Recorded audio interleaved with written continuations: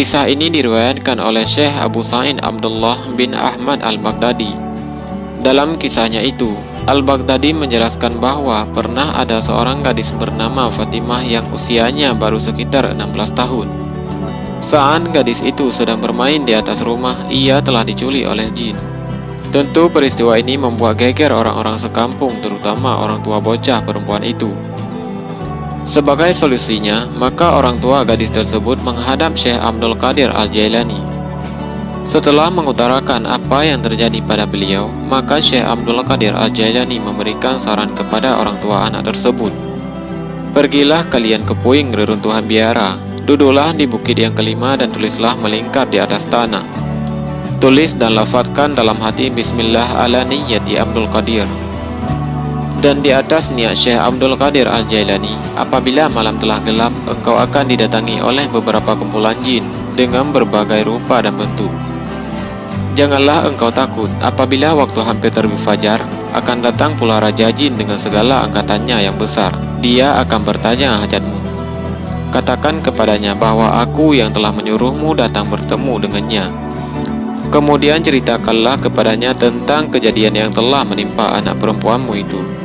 Lelaki itu pun pergi ke tempat itu dan melaksanakan arahan Syekh Abdul Qadir Al-Jailani. Beberapa waktu kemudian, datanglah para jin yang mencoba-coba menakut-nakutkan lelaki itu.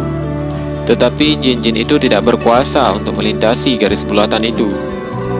Jin-jin itu datang silih berganti sehingga akhirnya datanglah Raja Jin yang sedang menunggang seekor kuda dan telah disertai oleh satu angkatan yang besar dan hebat rupanya. Raja Jin itu telah memberhentikan kudanya di luar garis bulatan itu dan bertanya kepada lelaki itu, "Wahai manusia, apakah hajatmu?" Lelaki itu pun menjawab, "Aku disuruh oleh Syekh Abdul Qadir Al-Jailani untuk bertemu denganmu."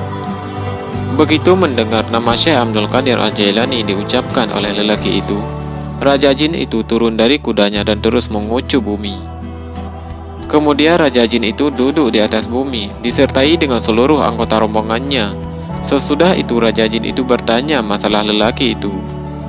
Lelaki itu pun menceritakan kisah anak perempuannya yang telah diculik oleh jin. Setelah mendengar cerita lelaki itu, Raja Jin itu pun memerintahkan agar dicari si jin yang bersalah itu. Beberapa waktu kemudian, telah dibawa ke hadapan Raja Jin. Jin yang bersalah adalah jin laki-laki dari negara China bersama-sama dengan seorang anak perempuan yang telah diculiknya. Raja Jin itu pun bertanya, "Kenapakah engkau sambar anak manusia ini?